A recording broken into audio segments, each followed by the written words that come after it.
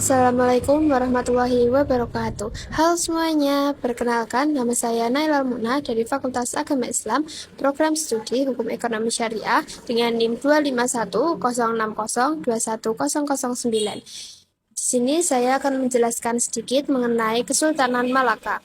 Tujuan saya membuat video ini guna melengkapi tugas UAS semester 2 mata kuliah Sejarah Peradaban Islam yang dibina oleh Bapak Ali Ramdhani. Selamat menyaksikan.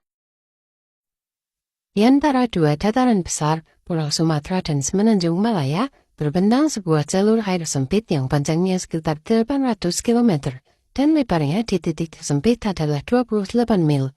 Jalur ini bernama Selat Malaka, dan selama lebih dari 2000 tahun, penguasa jalur perdagangan paling berharga di dunia adalah Kisah kekuasaan Selat Malaka dimulai sekitar abad ke-7 Masehi, ketika sebuah kerajaan maritim bernama Sriwijaya bangkit dari wilayah yang kini dikenal sebagai Palembang atau Sumatera Selatan. Dengan memanfaatkan posisi strategis ini, dari Selat Malaka, Sriwijaya membangun pelabuhan-pelabuhan besar yang disinggahi pedagang dari India pada abad ke-11 serangan dari India. Catatan seorang perlahan biksu Tiongkok bernama Sriwijaya singgah di Sriwijaya pada akhir abad ke-7 menggambarkan kota ini sebagai pusat pembelajaran agama Buddha yang dihuni ribuan biksu. Namun di balik kekayaan intelektual dan keagamaan itu, ada strategi ekonomi yang cerdik. Sriwijaya mewajibkan setiap kapal yang datang melintas untuk singgah dan membayar upeti. Kapal yang menolak akan diadang oleh armada laut Sriwijaya yang tangguh.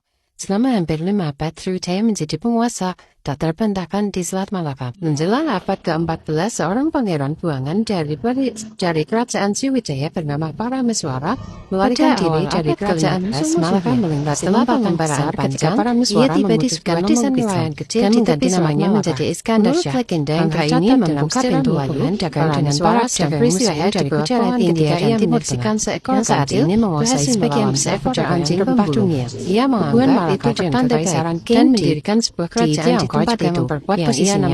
Ekspedisi besar Laksamana Yinghe yang terkenal beberapa kali singgah di Malaka membawa perlindungan politik dari kekuatan Tiongkok yang saat ini menjadi. Setelah Iskandar Shah wafat, tahta diteruskan oleh putranya Megat Iskandar Shah yang memerintah pada tahun 1414 hingga 1424. Di masa inilah hubungan dagang dengan dinasti Ming semakin diperkuat. Penguasa ketiga adalah Sri Maharaja yang juga dikenal dengan gelar Sultan Muhammad Shah yang memerintah pada tahun 1424 hingga 1444. Pada masanya, hukum dan tahta pemerintahan Malaka mulai disusun lebih rapi menjadikan rujukan bagi kerajaan-kerajaan Melayu lainnya. Selanjutnya, tahta sempat dipegang secara singkat oleh Sri Parameswara Dewa Shah pada tahun 1444 hingga 1446, sebelum masa pemerintahannya berakhir akibat gejolak politik internal istana. Penguasa kelima adalah Sultan Muzaffar Shah yang memerintah pada 1446 hingga 1459. Di bawah kepemimpinannya, Maluku berhasil memukul mundur serangan dari kerajaan Siam sebanyak 2 kali, sekaligus memperkuat identitas Malaka sebagai Sultan Islam.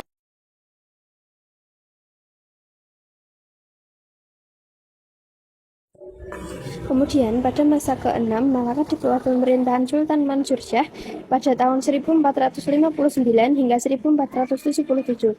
Inilah puncak kejayaan Sultan Malaka. Wilayah kekuasaan meluas hingga ke Pahang, Kampar, dan Indragiri.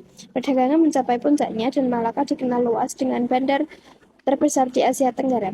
Penguasaan ketujuh adalah Sultan Alauddin Riayat Shah, memerintah dari 1477 hingga 1488. Ia dikenal sebagai sultan yang menjaga stabilitas kerajaan warisan ayahnya, meski tanda-tanda kemunduran mulai tampak di beberapa wilayah kekuasaan. Dan penguasaan ke-8 adalah Sultan Mahmud Shah yang naik tahta pada tahun 1488 di bawah kepemimpinannya. Pada tahun 1511, Malaka akhirnya jatuh ke tangan Portugis, menutup babak kesultanan yang telah berjaya selama lebih dari 1 abad. Dalam kurang waktu dari 1 abad sejak berdirinya, Malaka bertransformasi dari desa nelayan kecil menjadi salah satu pelabuhan tersibuk di dunia. Konon di puncak kejayaannya, 84 bahasa berbeda bisa didengar di pasar-pasarnya, dan pedagang dari lebih dari 50 negeri berlabuh di pelabuhannya setiap tahun. Malaka menjadi pusat penyebaran Islam di Nusantara sekaligus pusat perdagangan rempah-rempah terbesar di Asia Tenggara.